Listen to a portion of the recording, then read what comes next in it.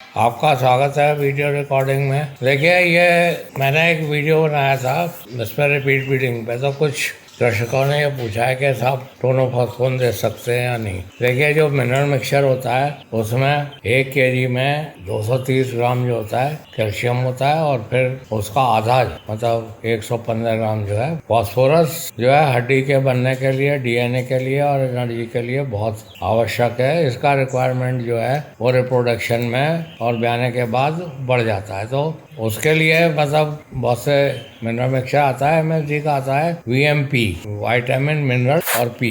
तो आप वीएमपी को दे रहे हैं तो ठीक है, बहुत अच्छी बात है, फिर टोनोफॉस्फोन वगैरह लगाने की कोई ज़रूरत नहीं है। अगर आप टोनोफॉस्फोन लगाना चाहते हैं तो आप वो से एसिड सोडा फॉस आता है वो दे दिए। टोनोफॉस्फोन कितने जानवरों को लगाएंगे आप, जानवरों में लगाना भी मुश्किल होता है।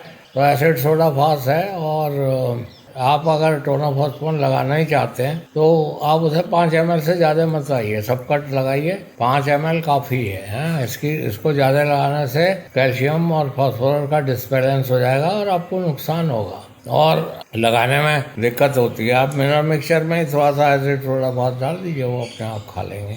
तो मैंने यही बताया कि अंधाधुंध बिना बात के लिए मतलब किसी मिनरल को देने से आपको नुकसान हो सकता है। ये फास्फोरस का आधा होता है पर इसका रिक्वायरमेंट बढ़ जाता है। ऐसे बहुत से लोग जो हैं वो डिफरेंट नहीं बनाता है, पर एमएसडी जो है ब्रीडर्स के लिए मतलब वीएमपी बनाता है। मैं तो 25 किलो का वीएमपी खरीद लेता हूँ, तो वो लैक्टेटिंग और रिप्रोडक्शन वाले एनिमल में काम करता है। वो करीब 2500 का आता है, 100 रुपये किलो पड़ता है। और अगर आप वैसे लेंगे वीएमपी एकदम मिलेगा नहीं। दूसरी बात यह है कि उसकी कीमत काफ़ी पड़ जाती है, वो 200 रुपये के करीब पड़ता है। तो इस तरह आप बचा सकते हैं। विटामिन और मिनरल के न देने से 2-4 दिन कोई ऐसी वो नहीं होती फजीहत, और ना ही इनका कोई टेस्ट किया जा सकता है। तो इसका टेस्ट होता है पर बहुत कॉस्टली होता है। वो आप यही करिए कि अच्छी कंपनी का खिलाइए और पहले देख लीजिए कि वो मिनरल को खा रहा है या नहीं। अगर पशु,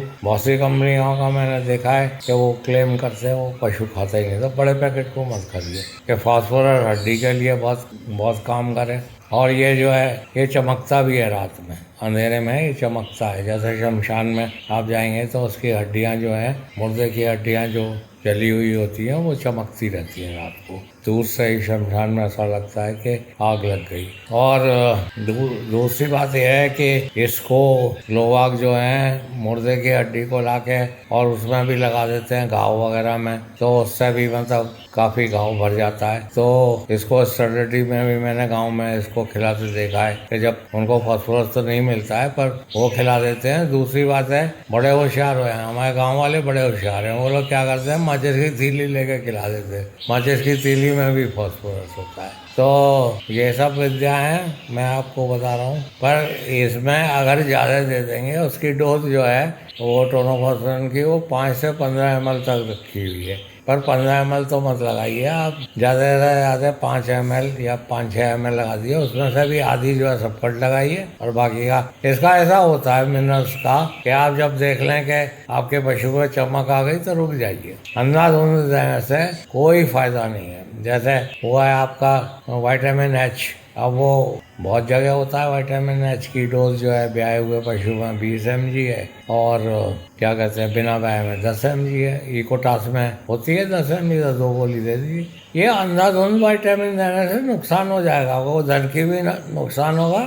और वैसे भी विटामिन बी जो है उसको बायोटीन भी कहते हैं। बायोटीन अंडे में भी होती है, काफ़ी मात्रा में होती है। बायोटीन भी कहते हैं, B7 भी कहते हैं। और इसका ml से कोई रिश्ता नहीं होता।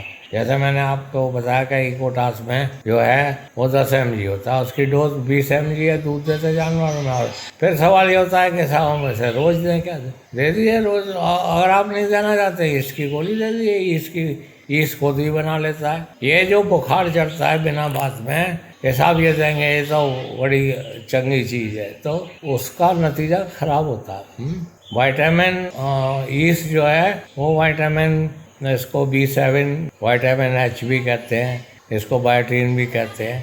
तो देख लीजिए, अगर आपके उसमें बायोटीन है मिनरल मिक्सचर में तो बेकार में परेशान मत होइए। कंपनियां तो अपना कुछ ना कुछ करती रहती है। कंपनी आपको ये कभी नहीं बताई कि विटामिन एच और B7 और बायोटीन एक ही चीज़ है। और मुद्दे की बात यह है कि जैसे बायोटीन जो है वो एनिमल्स नहीं बना पाते, पर आप ये दे देंगे तो वो बना लेंगे। फिर भी बड़ा पागलपन है कैसा वो हमको विटामिन एच देना है, इंजेक्ट करना है। अरे काय को इंजेक्ट कर रहे हो बिना बात के लिए? आप इंजेक्ट करेंगे तो वो जो वहाँ सिंथेसिस हो रही है वो रुक जाएगी, और फिर आप इंजेक्ट कोई चीज़ मुफ्त में तो आ नहीं रही, वो तो पैसे से आ रही है। चलो पैसा भी कोई बात नहीं है, पर बाद में नुकसान क्यों ले रहे? तो फास्फोरस का मैंने यही बताया कि ये DNA में काम आता है, फास्फोरस हड्डियों में काम आता है, और सबसे बड़ी बात है ATP बनाता है। तो शरीर में एनर्जी जितनी भी बनती है वो इसी के उससे बनती है। अगर आपका जानवर गिर गया है, दुर्बल है, दे दिए 5 ml से, 5-6 ml से ज़्यादा नहीं देना चाहिए। तो मैंने ये टोनोफॉस्फेन के बारे में आपको बताया।